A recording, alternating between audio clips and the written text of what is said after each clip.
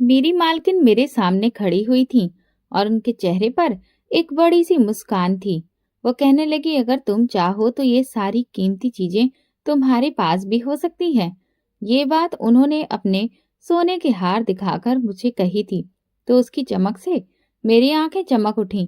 एक पल के लिए मुझे ऐसे लगा कि जैसे मेरे सपने पूरे होने वाले हैं, जैसे मेरी गरीबी की जंजीरें टूटने वाली हैं। मैं बहुत खुश हो गई, क्योंकि मैं नादान थी, मासूम थी। मैं ये नहीं जानती थी कि ये चमकती हुई चीज मेरे लिए एक अंधेरे दलदल का दरवाजा खोल रही है। फिर मालकिन ने मुझे तैयार किया, बहुत महंगे कपड़े पहनाए और चेहरे पर खूब सारा मेकअप किया और मुझे अपने साथ होटल लेकर गई। मेरे दिल में भी डर था और उम्मीद भी थी कि शायद अब सब कुछ ठीक हो जाएगा।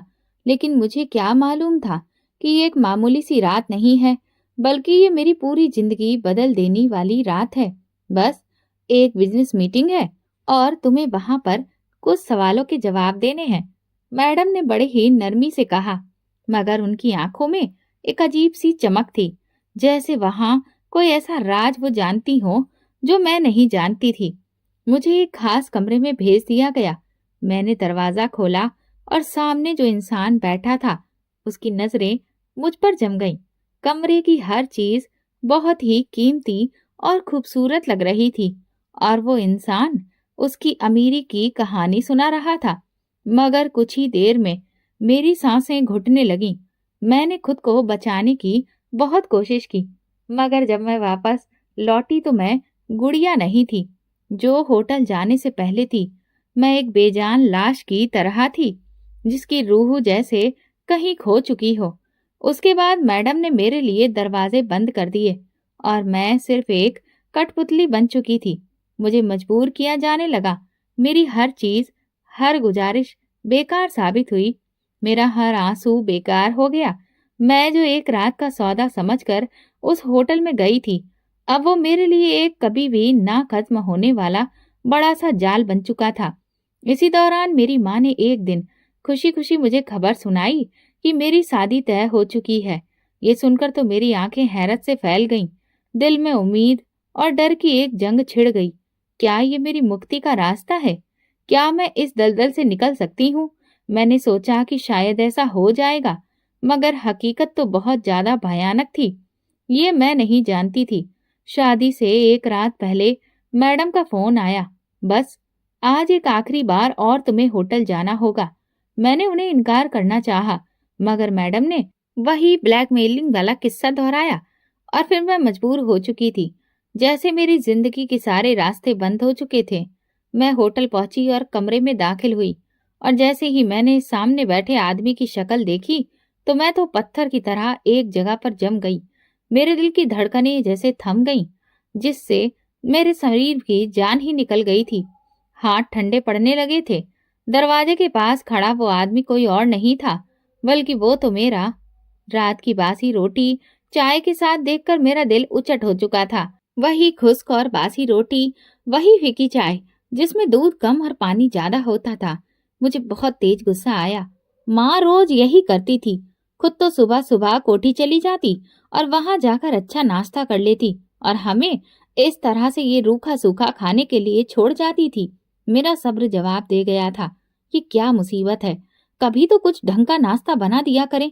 हर रोज चाय और रोटी, सारा दिन इसी के सहारे गुजारो। माँ को तो परवाह ही नहीं है। खुद जाकर तो अच्छा खा लेती है और हमें इस हाल में छोड़ देती है। ये सुनते ही माँ ने सिर झुका दिया, जैसे उनके पास मेरे सवालों के जवाब ही नहीं थे। मगर मुझे उस वक्त उनकी खामोशी और भी ज्यादा गुस्सा दिला रही थी। मैं जानती थी कि हम गरीब हैं, हमारे पास पैसे नहीं हैं, लेकिन क्या हर रोज ये तमाशा जरूरी था? क्या हमारे लिए अच्छा खाना खाने की ख्वाहिश करना कोई गुनाह था? चाय का कप मैंने गुस्से में उठाकर जमीन पर दे मारा। कप के टूटने की आवाज इतनी तेज थी कि सचिन अपने कमरे से भागता हुआ आया। वो अपनी लंगड़ी टांग ठीक करते हुए आ रहा था और फिर मुझे घूरते हुए बोला, दीदी, सुबह सुबह ये आपने क्या कर दिया है?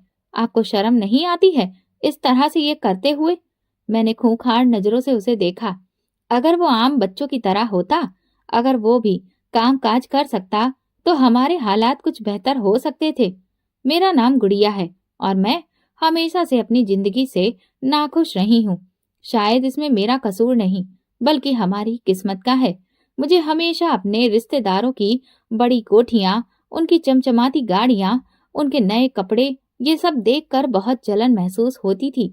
मैंने हमेशा चाहा कि हम भी अमीर हों, हमारे पास भी हर चीज हो, मगर ऐसा कभी भी नहीं हुआ।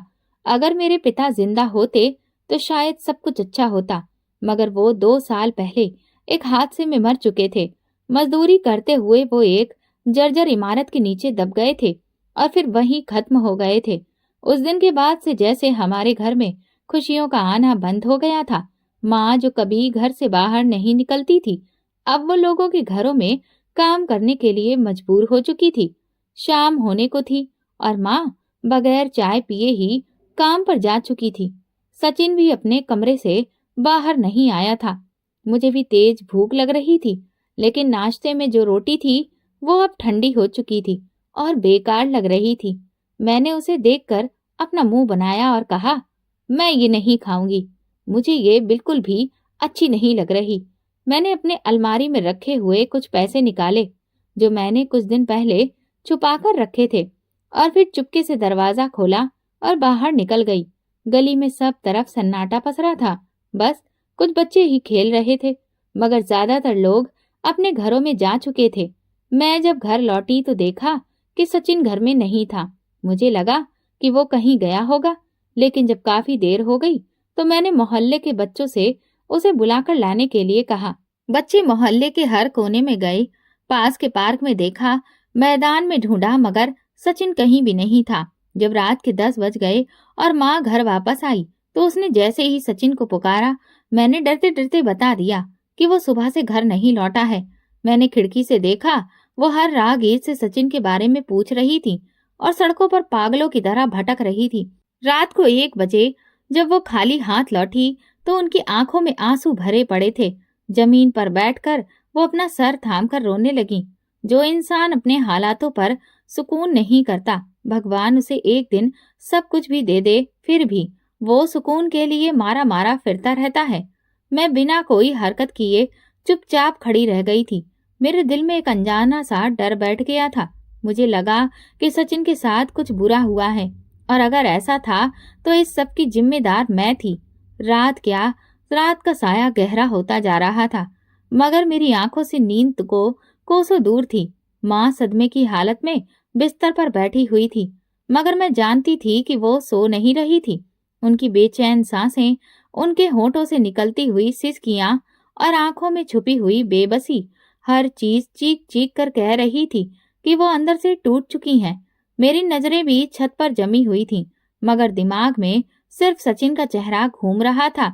उसकी मासूम आंखें, उसकी कमजोर टांग, उसका वो अंदाज जब वो माँ के लिए चाय बनाता था, उसकी वो मासूम हंसी।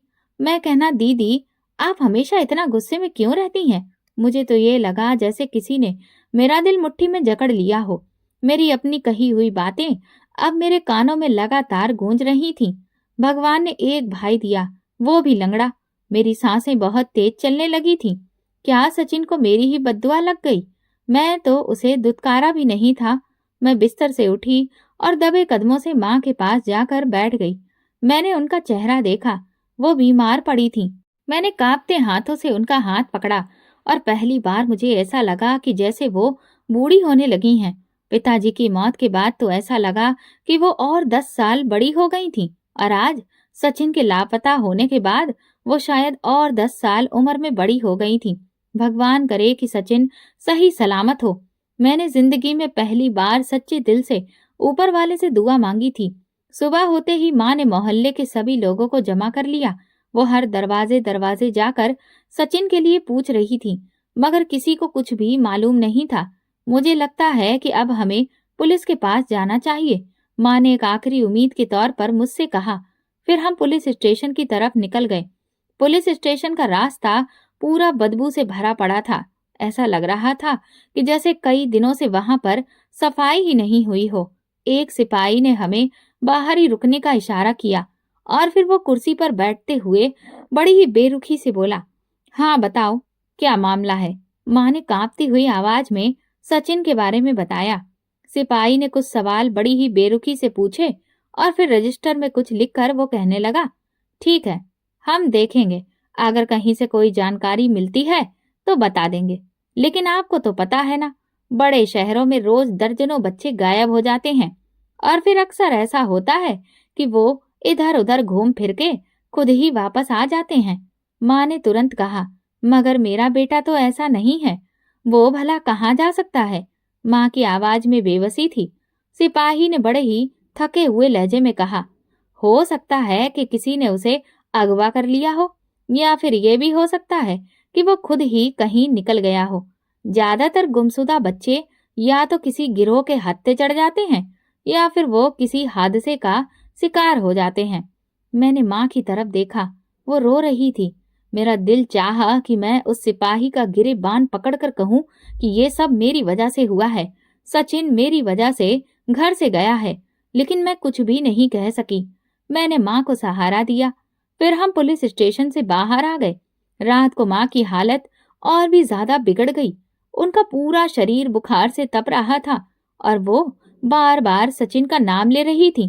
बेटा, सचिन को ढूंढ लो, मेरा बच्चा न जाने कहाँ भूखा प्यासा घूम रहा होगा। धीरे धीरे माँ की तबीयत बिगड़ने लगी। इस वजह से उनका काम पर जाना बंद हो गया, जिससे हमारे घर का खर्चा चल पाना बहुत मुश्किल हो गया था। और इधर कोई भी हमें मदद देने को तैयार नहीं था।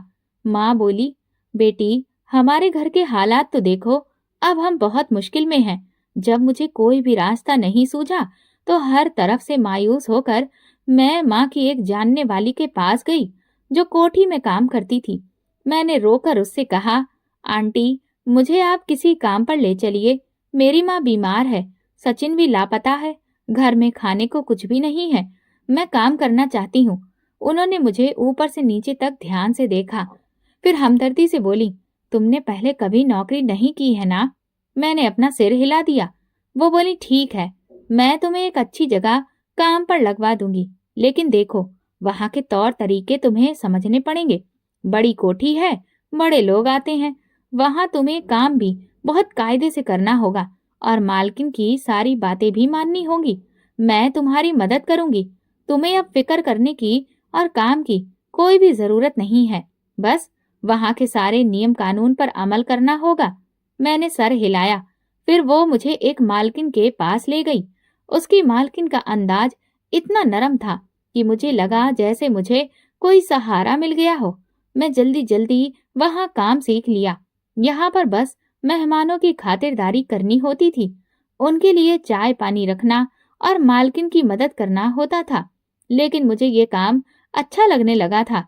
मैं रोज मालकिन को तैयार होते हुए देखती, उनके कीमती कपड़े, उनके गहने, उनका अंदाज, मैं तो उनकी दीवानी सी होने लगी थी। एक दिन मैंने उनकी गैर मौजूदगी में उनका एक जेवर उठाया और उसे पहनकर आईने में देख रही थी कि अचानक से दरवाजा खुला। मैं घबराकर पीछे हट गई, मगर मालकिन मुझे देखकर मुस्कुराने लगी। वो बोली, तुम चाहो तो ये सब कुछ तुम्हारा भी हो सकता है, बस तुम्हें एक काम करना होगा। मैंने हैरत से मालकिन की बात सुन रही थी। उन्होंने मेरे कंधे पर हाथ रखा और बड़े ही धीरे से मुस्कुराकर कहा, बस छोटा सा काम होगा और फिर तुम ऐश की जिंदगी गुजारोगी। ये सुनकर मेरी आंखें चमक उठी। मैंने कहा, कौन सा काम मालकिन? ये मेरी जिंदगी में पहली बार था कि मैं इतने कीमती जेवर को इतने करीब से देख रही थी। उनकी सुनहरी चमक मेरी आंखों को बहुत पसंद आ रही थी। मेरी सांसें तेज हो गईं। ये बहुत खूबसूरत है, मैंने एक बार फिर से कहा तो मालकिन मुस्कुराने लगी। वो बोली, ये तुम्हारा हो सकता है, बल्कि ये तो कुछ भी नहीं है। अगर तुम मेरा कहा मानोगी तो फिर तुम भी बिल्कुल हमारे जैसी ही जिंदगी गुजार सकती हो। बड़े घरों में जा सकती हो, अच्छे कपड़े पहन सकती हो, महंगे गहने खरीद सकती हो। बस एक छोटा सा काम करना होगा। मेरे दिमाग में अब और ज्यादा उलझन बढ़ गई थी। मालकिन, कैसा काम? मैंने धड़कते हुए दिल के साथ पूछा। मालकिन कुर्सी पर बैठी, टांग पर टांग रखकर अपने लंबे नाखूनों को देखते हुए बोली, देखो गुड़िया, हमारे जैसे लोगों के पास सब कुछ होता है, मगर बस वक्त नहीं होता। बड़े लोग अपनी जिंदगी में बहुत व्यस्त होते हैं, बिजनेस मीटिंग्स, होटलिंग, पार्टियों में वो अपना वक्त गुजारते हैं। उनके मेहमान भी बहुत बड़े होते हैं और उन्हें खुश करने के लिए, उनका दिल बहलाने के लिए कभी-कभी किसी खूबसूरत चेहरे की जरूरत भी पड़ती है। मुझे उनकी कोई भी बात समझ नहीं आई। मालकिन, मैं कुछ समझी नहीं। उन्होंने ध्यान से मुझे देखा, फिर नरमी से बोली, बस एक दो बार तुम्हें होटल में जाना होगा और तुम्हें वहां कुछ खास काम नहीं करना है। बस हमारे मेहमानों के साथ अच्छा वक्त गुजारना होगा। उसके बदले तुम्हें अच्छे पैसे भी मिलेंगे, तोहफे भी मिलेंगे और सबसे बढ़कर तो इज्जत मिलेगी। उनका ये आखिरी वाक्य सुनकर मेरे अंदर जैसे तूफान उठा। इज्जत? ये कौन सी इज्जत थी जिसके बदले मुझे अपनी खुद की इज्जत बेचनी थी? ये कैसा काम है? मालकिन, मेरी आवाज कांप रही थी। मालकिन की आंखों में चमक आई। वो धीरे से मेरे करीब आई और फिर बोली, यही तो असली दुनिया है गुड़िया, दौलतमंद लोगों की दुनिया। तुम्हें हमेशा रोटी के कुछ टुकड़ों के लिए तरसना है, या तुम चाहती हो कि तुम्हारे हाथ में सोने के कंगन हो? मुझे तो ये लगा जैसे मेरे कदमों के नीचे से जमीन खिसक रही हो। अगले दिन मैं बंगले में चुपचाप काम कर रही थी, मगर मेरा दिमाग अपनी ही परेशानी में उलझा हुआ था।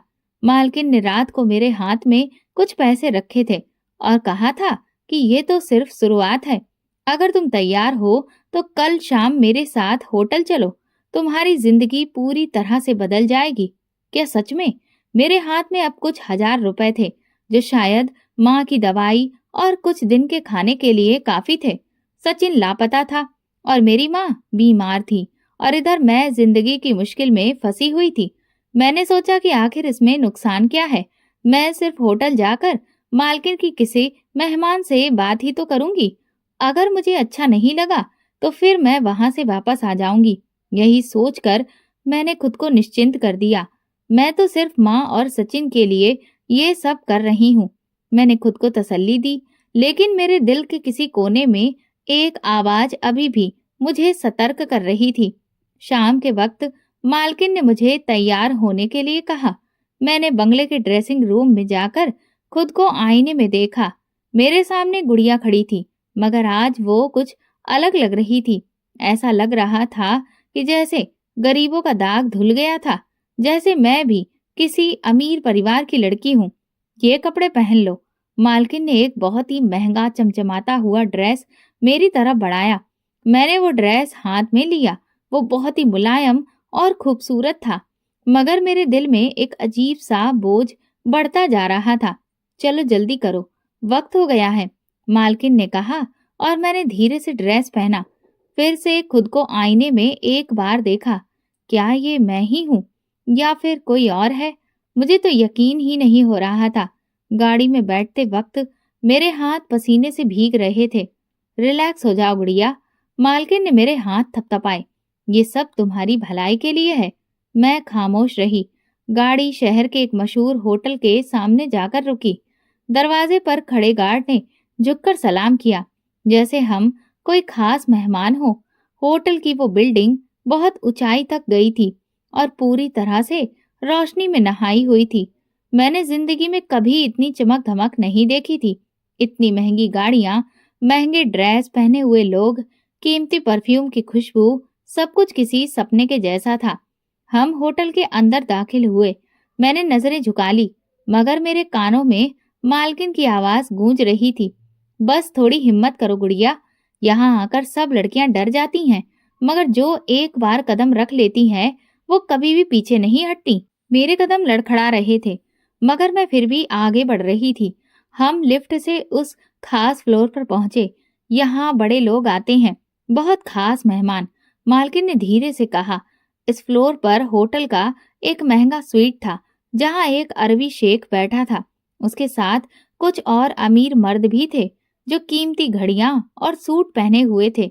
मैडम ने मेरा परिचय करवाया। ये मेरी खास दोस्त है गुड़िया, बहुत मासूम, बहुत खूबसूरत है। शेख ने मेरी तरफ गौर से देखा, जैसे वो मुझे परख रहा हो। फिर वो मुस्कुराया। तुम बहुत हसीन हो लड़की। ये सुनते ही मेरे गले में जैसे कांटे अटक गए। नर्वस मत हो, यहाँ सब तुम्हारे वेल विशर्स हैं, शेख ने नरमी से कहा और जूस का गिलास मेरी तरफ बढ़ाया। मेरे हाथ कांपने लगे। पी लो, कुछ भी नहीं होगा। मालकिन ने धीरे से कहा। मैंने आहिस्ता से गिलास अपने मुंह से लगा दिया। उसका जूस का स्वाद अजीब सा था। जैसे ही मैंने एक घूंट भरा, मेरा दिमाग बोझिल होने लगा। मुझे हर चीज धुंधली सी दिखने लगी। मुझे ऐसा लग रहा था जैसे मेरे शरीर में ताकत खत्म हो रही हो। मैं खुद को संभालने की कोशिश कर रही थी, मगर सब कुछ धुंधला हो गया था और फिर पूरी तरह से अंधेरा छा गया। जब मुझे होश आया तो मेरा शरीर जैसे किसी बोझ तले से दबा हुआ था। आंखें खोलने की हिम्मत ही नहीं हो रही थी, मगर मेरे कानों में होटल के बाहर की हल्की हल्की आवाज आ रही थी। सर में बुरी तरह से दर्द था, जैसे किसी ने मेरे होशो हवास छीन लिए हो। मैंने धीरे धीरे आंखें खोली। सामने छत का झूमर हल्की हल्की रोशनी दे रहा था। जब मैंने नजरें इधर उधर दौड़ाई तो देखा कि मैं एक बड़े महंगे होटल के कमरे में थी। मेरा सर भारी था, शरीर में जान नहीं थी और कपड़े बिखरे हुए थे। या ये कहूँ कि मैं कहाँ हूँ। और फिर जैसे यादों का दरवाजा खुल गया, मैंने खौफ से तकिए के नीचे अपना हाथ रखा, जैसे वहां से कोई भी चीज अपने सुरक्षा के लिए मैं निकाल सकूं। मगर सच्चाई ये थी कि क्या अब मेरे पास खुद को बचाने के लिए कुछ भी नहीं बचा था। मेरी आंखों में आंसू आ गए। मैंने अपने हाथों से अपना चेहरा छुपा लिया। ये मैंने क्या कर दिया?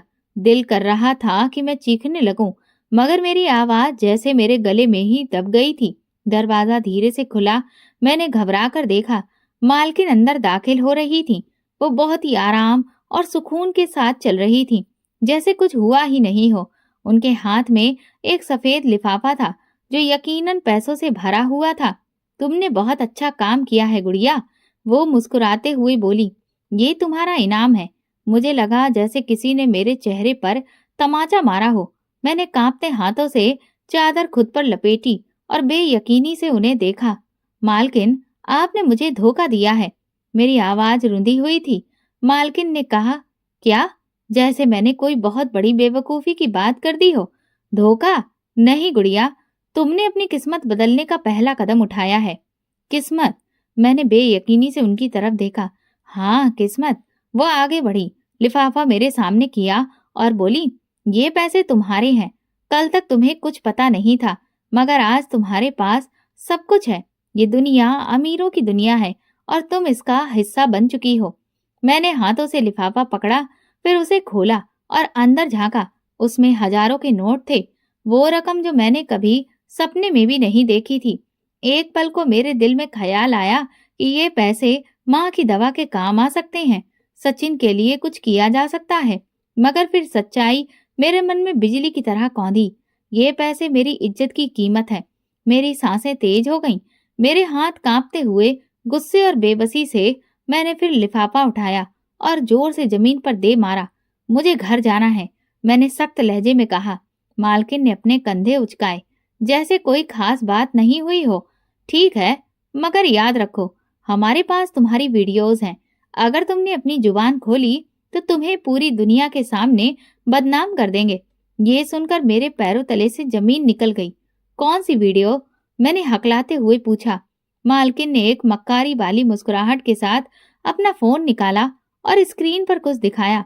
ये देखो। मेरी आंखें हैरत और खौफ से फैल गईं। स्क्रीन पर एक एक वीडियो चल रही थी।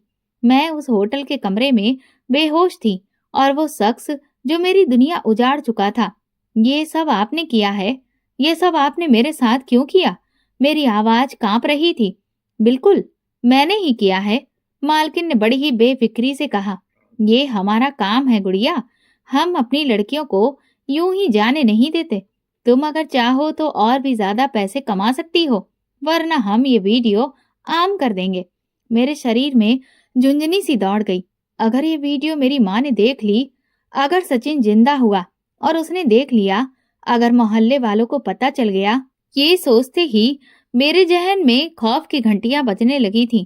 अब मैं बुरी तरह से फंस चुकी थी और मुझे कोई रास्ता नजर नहीं आ रहा था। होटल से वापसी पर मैं बिल्कुल खामोश थी।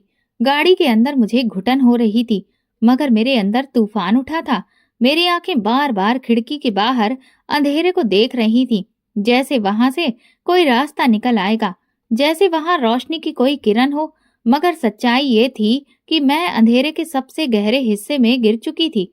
मालकिन मेरे बराबर में बैठी थी।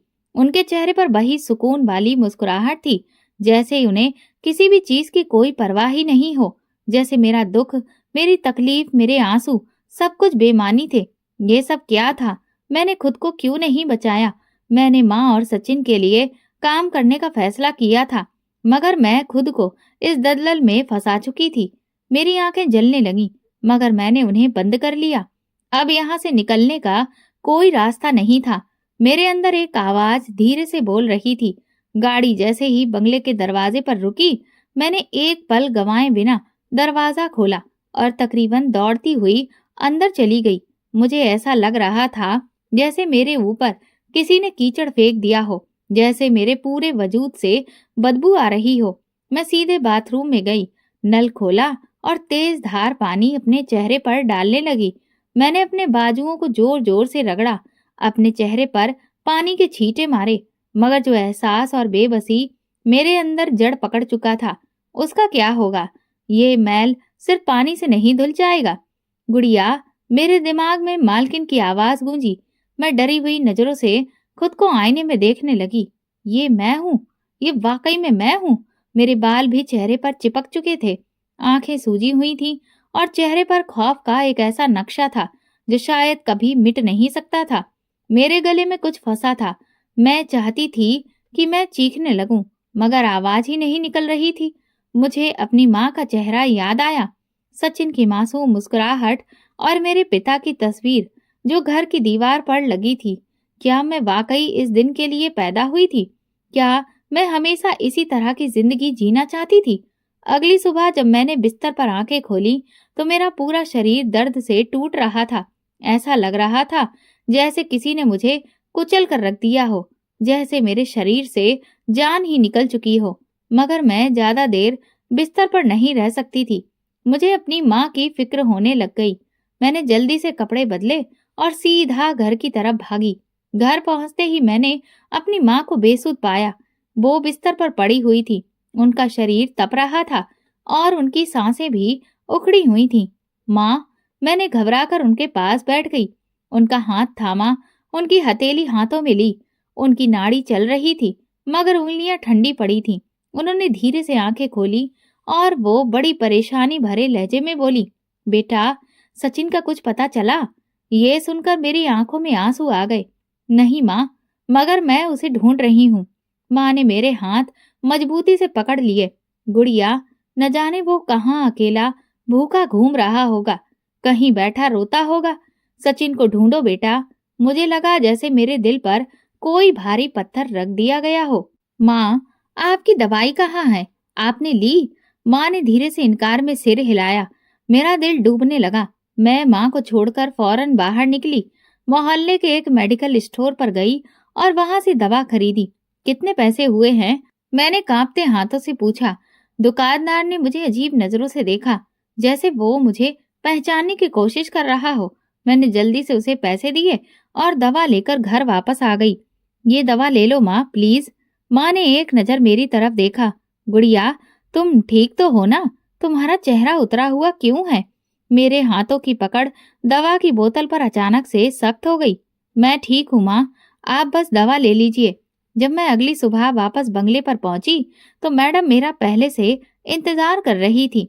कितनी देर लगा दी गुड़िया? बड़े ठंडे लहजे में बोली। मालकिन, माँ बहुत बीमार है, मैं उनके लिए दवा लेने गई थी, मैंने धीमी आवाज में कहा। मालकिन ने ध्यान से मुझे देखा, जैसे मेरे अंदर झांक रही हो। फिर उनके होठों पर एक तंजिया मुस्कुराहट आई। माँ के लिए बहुत फिक्रमंद हो ना, है ना? जी, मैंने सिर झुकाकर कहा। मालकिन हंसने लगी। तो फिर फिक्र छोड़ दो। अगर तुम हमारे लिए काम करती रहोगी तो तुम्हारी माँ को किसी भी चीज की कोई कमी नहीं होगी। सोचो, अगर तुम रोज इतने ही पैसे कमाओ तो तुम सचिन को भी ढूंढ सकती हो, अपनी माँ का अच्छे अस्पताल में इलाज करवा सकती हो, उन्हें वहां एडमिट करवा सकती हो। क्या तुम वाकई अपनी माँ को रोते हुए देखना चाहती हो? मेरी आंखों में आंसू आ गए। मालकिन की बात सही थी। अगर मेरे पास पैसे होते तो माँ आज बिस्तर पर बेहोश न पड़ी होती। अगर मेरे पास पैसे होते तो सचिन लापता नहीं होता। मगर इन पैसों की कीमत क्या है गुड़िया?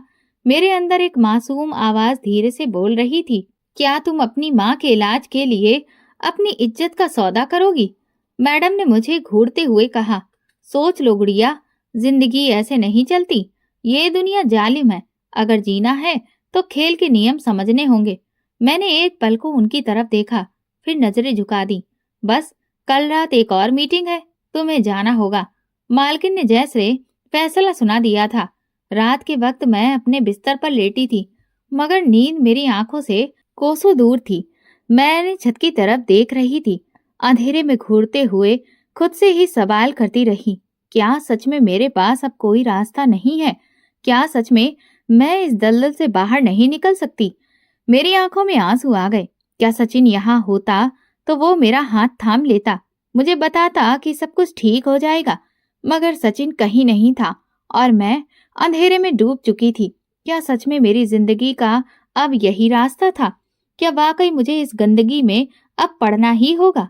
ये सवाल मेरे मन में बार बार आ रहे थे, मगर जवाब कोई भी नहीं था। अगर मैं यहाँ से निकलना चाहूँ तो क्या कोई रास्ता मेरे लिए बना है? लेकिन सच्चाई ये थी कि वापसी का दरवाजा कब का बंद हो चुका था। मैं जितना बचने की कोशिश करती, उतना ही गहरे दलदल में फंसती जा रही थी। रात जब मैं बंगले से वापस आई तो माँ की हालत और भी ज्यादा बिगड़ चुकी थी। वो तकरीबन बेहोशी में ही थी। उनका शरीर कमजोर पड़ चुका था। बेटा, गुड़िया, मैंने जल्दी से पानी का गिलास उठाया और उनके होठों से लगाया। माँ, प्लीज कुछ खा लीजिए। माँ ने मेरी तरफ देखा। उनकी आंखों में वो चमक अब बाकी नहीं रह गई थी। बेटा, सचिन आया? मुझे लगा जैसे किसी ने मेरे दिल पर भारी पत्थर रख दिया हो। नहीं माँ, मेरी आवाज गले में रुंध गई। माँ की आंखों में आंसू आ गए। वो आ जाएगा ना? मैंने उनकी कमजोर हथेली थाम ली। हाँ माँ, सचिन जरूर आएगा। अगले दिन मैंने एक डॉक्टर को बुलाया। जब उसने माँ का चेकअप किया तो बड़े ही परेशानी के साथ बोला, ये बहुत कमजोर हो चुकी हैं। उनके शरीर में कई तरह की कमियां हो गई हैं। ये बहुत ज्यादा टेंशन ले रही हैं, जिसकी वजह से उनकी हालत बिगड़ रही है। अगर इनका जल्दी से इलाज नहीं किया गया तो फिर उनकी जान को खतरा हो सकता है। ये सुनकर मेरे पैरों तले से जमीन निकल गई। इलाज का खर्च क्या होगा डॉक्टर साहब? डॉक्टर ने अंदाजा लगाते हुए कहा, कम से कम 20 से 25 हजार रुपए तो लगेंगे ही, और इन्हें अच्छी खुराक भी चाहिए। मेरी आंखों में बिजली दौड़ गई। इतने पैसे कहाँ से आएंगे? मेरी जेब में कुछ रुपए थे जो शायद माँ के लिए 2 दिन के खाने के लिए काफी होते, मगर इलाज के लिए मैं इतने पैसे कहाँ से लाऊं? मैं माँ के सिरहाने बैठ गई और उनके माथे पर हाथ रखकर कहा, माँ आप फिक्र ना करें, मैं सब ठीक कर दूंगी। मगर कैसे? मेरी आंखों के आगे अंधेरा छा गया। मैंने मालकिन के शब्द याद किए, अगर तुम रात को होटल चली जाओ तो तुम्हें अच्छा पैसा मिलेगा। मैं जमीन पर बैठ गई। क्या फिर मैं उसी रास्ते पर जाऊं? मेरे पास कोई दूसरा रास्ता नहीं था। मालकिन का नंबर मेरे फोन में था। मेरे हाथ कांप रहे थे, मगर मैंने नंबर मिला दिया। हेलो। दूसरी तरफ से उनकी नरम मगर जहरीली आवाज आई। मालकिन, मैं बहुत ही मुश्किल से मैंने कहा, हाँ गुड़िया। मैंने गहरी सांस ली। मैं काम करने के लिए तैयार हूँ, मगर मुझे ज्यादा पैसे चाहिए। एक पल के लिए खामोशी छा गई। फिर अचानक मैडम की हंसी फोन की दूसरी तरफ गूंजी। शाबाश लड़की, मुझे पता था तुम समझदार हो जाओगी। मुझे खुद से नफरत होने लगी। रात के वक्त मैं बंगले से निकली। आज मुझे एक और होटल भेजा जा रहा था। गाड़ी की खिड़की से बाहर ढेर सारी रोशनी थी और इधर मेरा दिल अंधेरे में डूबा था। ऐसा लग रहा था कि जैसे मेरा दिल धड़कना भूल गया हो।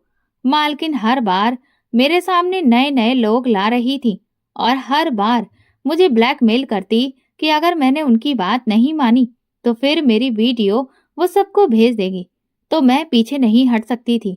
गुड़िया, तुम जितना आगे बढ़ोगी उतना ही तुम फायदे में रहोगी। अगर तुमने मना किया तो ये दुनिया तुम्हें कभी नहीं अपनाएगी। ये बातें मेरे जहन में हर वक्त घूमती रहती थीं, जैसे जहर धीरे धीरे मेरी रूह में समा रहा हो। मैंने अपनी इज्जत का सौदा कर दिया माँ के इलाज के लिए। 2 दिन बाद माँ अस्पताल से वापस आ चुकी थी। उनकी तबीयत पहले से बेहतर थी। चेहरे पर कुछ रौनक आ गई थी और सबसे ज्यादा वो मुझसे बहुत खुश थी। बेटा, भगवान तुम्हें खुश रखे। तुम्हारी मेहनत रंग ले आई। माँ ने मेरे सिर पर हाथ फेरा। मेरी आंखों में आंसू आ गए। माँ को क्या पता कि उनकी बेटी ने उनके लिए अपनी इज्जत ही बेच दी है। वो सारा दिन मेरे लिए भगवान से प्रार्थना करती रहती थी। मोहल्ले वालों को बड़े ही गर्व से बताती कि मेरी गुड़िया बहुत मेहनती है, वो एक फैक्ट्री में काम कर रही है। मैं सिर्फ खामोशी से सिर झुका लेती। मैं दरवाजे के पास खड़ी थी और सामने वो आदमी था जो आज का मेहमान था, एक वयस्क उम्र का आदमी जो शिकार के कस लेते हुए सोफे पर बैठा था। जैसे ही उसकी नजर मुझ पर पड़ी, वो मुस्कुरा दिया। आओ, बैठो। मेरे कदम जमीन से जम गए थे। डर रही हो? फिक्र मत करो, मैं तुम्हें कुछ नहीं कहूंगा। मैं खामोश रही। वैसे तो उन सबसे तुम अलग हो। तुम्हारे चेहरे पर मासूमियत है, मगर तुम्हारी आंखों में कुछ और ही कहानी है। मेरी सांसें रुकने लगी। ये लोग हर बार मुझे एक नए जख्म के साथ छोड़ देते थे और मैं हर बार और ज्यादा मुर्दा हो जाती थी। लेकिन आज कुछ अलग था। उस आदमी ने सिगार का कश लेकर एक विजिटिंग कार्ड निकाला और मेरी तरफ बढ़ाया। ये मेरा बिजनेस कार्ड है। मैंने हैरानी से उसे देखा, मगर अपना हाथ नहीं बढ़ाया। मैं तुम्हें इस्तेमाल करने नहीं आया हूँ गुड़िया, उसने धीरे से कहा। फिर क्यों आए हो? मेरी आवाज में सख्ती थी।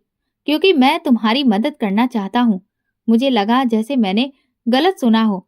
मैं तुम्हें पहली बार देखा तो अंदाजा हो गया कि तुम किसी कैद में हो, किसी जबरदस्ती में हो। मैंने हल्की सी हंसी में कहा, ये सब कहने की बातें हैं। आखिर में सब लोग एक जैसे होते हैं। नहीं गुड़िया, मैं तुम्हें यहाँ से निकालना चाहता हूँ। अगर तुम सच में कुछ और करना चाहती हो तो कल मेरे ऑफिस आ जाना। मैंने कांपते हाथों से वो कार्ड ले लिया, मगर मेरे दिल में शक था। क्या अगर ये भी धोखा हुआ तो? अगले दिन मैंने बहुत सोचने के बाद उस आदमी के ऑफिस जाने का फैसला किया। शायद ये वाकई मेरी मुक्ति का रास्ता हो। मैं सही समय पर एक शानदार बिल्डिंग में दाखिल हुई। वहां रिसेप्शन पर बैठी लड़की ने मुझे उस ऑफिस की तरफ इशारा किया। दरवाजा खोला तो वो आदमी अपनी कुर्सी पर टेक लगाए बैठा था। हाँ, आओ गुड़िया, उसने कहा। मैं धीरे से चलती हुई उसके सामने जाकर बैठ गई। मुझे तुम्हारी मदद करनी है गुड़िया। वो कैसे? उसने एक लंबी सांस ली और फिर मेरे सामने कागज रखा। ये कॉन्ट्रैक्ट है। मैं तुम्हें अपनी कंपनी में रख सकता हूँ, मगर तुम्हें मेरे स्पेशल क्लाइंट्स के साथ गले मिलना होगा और उनके साथ खूब घुलना मिलना भी होगा। मेरी आंखें डर से फैल गईं। देखो, तुम पहले इस दुनिया में कदम रख चुकी हो। अब तुम्हें कोई इज्जतदार नौकरी तो नहीं देगा। मैं तुम्हें ज्यादा पैसे दूंगा, बेहतर सुविधाएं दूंगा। बस तुम्हें ज्यादा बड़े लोगों के साथ काम करना होगा। मेरी सांसें अटकने लगी। यही है तुम्हारी मदद? यही है तुम्हारा रास्ता? वो मुस्कुरा दिया। और तुम्हें क्या लगा था मैं वाकई तुम्हारी मदद करने आया हूँ? मेरे हाथ कांपने लगे। हर कोई मुझे सिर्फ इस्तेमाल करना चाहता था, हर कोई। मेरी आंखों से आंसू बहने लगे। मैं तुरंत ही वहां से बाहर निकल आई। मेरे कदम लड़खड़ा रहे थे। मुझे लग रहा था कि जैसे मेरी सांसें रुक जाएंगी। हे भगवान, मुझे इस नर्क से निकाल दो। मैंने रोते हुए हाथ उठा लिए। मैं गुनाहगार हूँ, मगर तुम तो दरिया दिल हो। मैं कमजोर हूँ, मगर तुम तो सब कुछ ठीक कर सकते हो। मुझे बचा लो। सुबह का वक्त था। मैं अभी बंगले में काम कर रही थी कि माँ का फोन आया। गुड़िया, जल्दी घर आ जाओ, तुमसे कुछ जरूरी बात करनी है। माँ की आवाज में एक अलग सी खुशी थी जो बहुत दिनों बाद सुनने को मिली थी। मेरे दिल में अजीब सा एहसास हुआ। मैंने तुरंत काम छोड़ दिया और घर की तरफ भागी। क्या हुआ होगा? माँ इतनी खुश क्यों लग रही है? घर पहुंचकर देखा कि माँ के साथ उनकी एक रिश्तेदार बैठी हुई थी।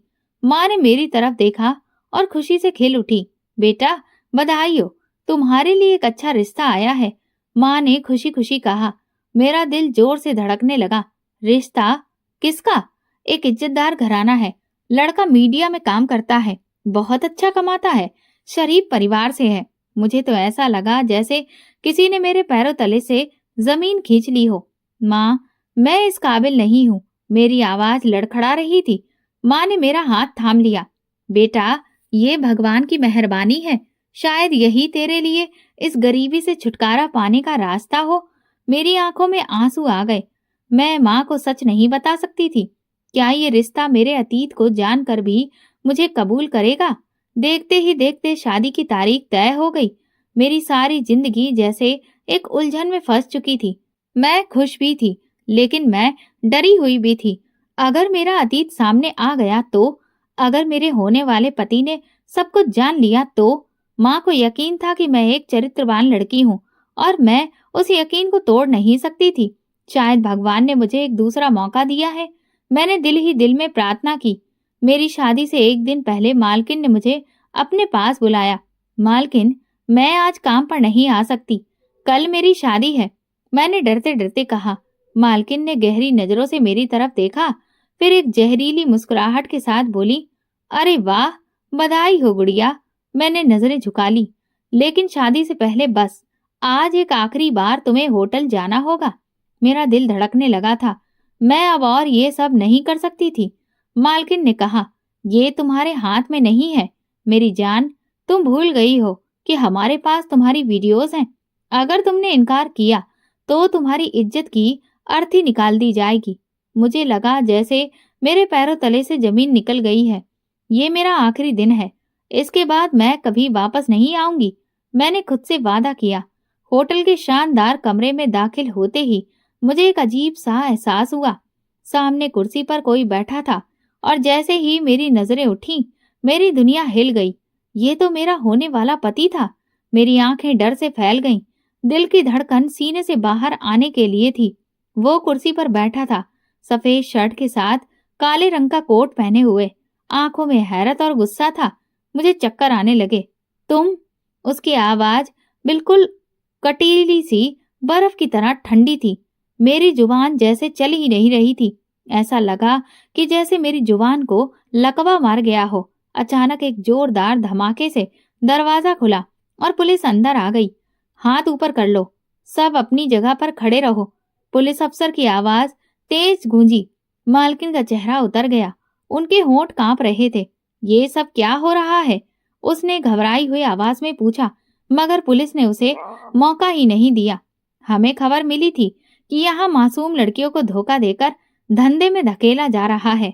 अब तुम्हारे खेल का वक्त खत्म हो चुका है। पुलिस ने सब लड़कियों को सुरक्षा के साथ बाहर निकाला है, लेकिन मैं अपनी जगह सदमे में खड़ी रही। मेरे होने वाले पति ने मेरी तरफ देखा, फिर पुलिस अफसर से कुछ कहा और मेरी तरफ बढ़ा। चलो गुड़िया, उसने धीरे से कहा। गाड़ी में गहरी खामोशी छाई हुई थी। मेरे हाथ पसीने से भीग चुके थे। मेरा दिल तेजी से धड़क रहा था। तुमने सब कुछ जानकर भी मुझे वहां से क्यों निकाला? उसने गाड़ी नहीं रोकी, बस सीधा देखता रहा, क्योंकि मैं जानता हूँ कि तुम वहां अपनी मर्जी से नहीं थी। तुम्हारी आंखों में डर था, लालच नहीं। मेरी आंखों से आंसू बहने लगे। घर पहुंचकर मैं अपनी माँ से लिपटकर रोने लगी। बेटा क्या हुआ? माँ ने परेशान होकर पूछा। माँ, कुछ मत पूछिए, बस भगवान का धन्यवाद कीजिए। अगले दिन सबके हैरानी के बावजूद भी हमारी शादी हो गई। तुमने सब कुछ जानकर भी मुझसे शादी क्यों की? मैंने उससे पूछा। उसने मेरी तरफ संजीदगी से देखा और कहा, क्योंकि मैंने तुम्हारी आंखों में मासूमियत देखी है। तुम उस गुनाह में गई थी, मगर तुम्हारी नीयत में कोई गुनाह नहीं था। तुम्हें धोखा दिया गया था, तुम मजबूर थी, और मैं समझता हूँ कि हर इंसान को एक दूसरा मौका मिलना चाहिए। ये सुनकर मेरी आंखों में आंसू आ गए। मुझे तो यकीन ही नहीं हो रहा था कि मैं इतनी किस्मत वाली हूँ कि मुझे इतना समझदार पति मिला था, जिसने मेरे चरित्र को हथियार बनाकर मुझ पर कोई भी वार नहीं किया, बल्कि उल्टा मेरी इज्जत की सुरक्षा की। मैं कितनी भाग्यशाली हूँ कि मुझे ऐसा पति मिला। मैंने अपने पति के साथ मिलकर मालकिन और उसके जैसे कई घिनौने लोगों के खिलाफ गवाही दी। बहुत बड़ी कार्रवाई हुई और कई मासूम लड़कियों को बचा लिया गया। इस बीच सचिन भी हमें मिल गया था। वो किसी एनजीओ में था, जहां एक भले इंसान ने उसे पनाह दी थी। अब मेरी जिंदगी बदल चुकी थी। मैंने अपने अतीत को पीछे छोड़ दिया था, मगर उसकी कड़वी यादें हमेशा मेरे दिल में मौजूद रहेंगी। मैंने अपने पति के साथ एक नई जिंदगी की शुरुआत की। दोस्तों, अगर आपको हमारी कहानी पसंद आई हो तो कमेंट करके जरूर बताइएगा और वीडियो को लाइक करके ज्यादा से ज्यादा जरूर शेयर करें। चैनल पर नए हैं तो सब्सक्राइब करें और हाँ, नोटिफिकेशन बेल को जरूर दबाएं ताकि अगली अपडेट सबसे पहले आपको मिले। धन्यवाद।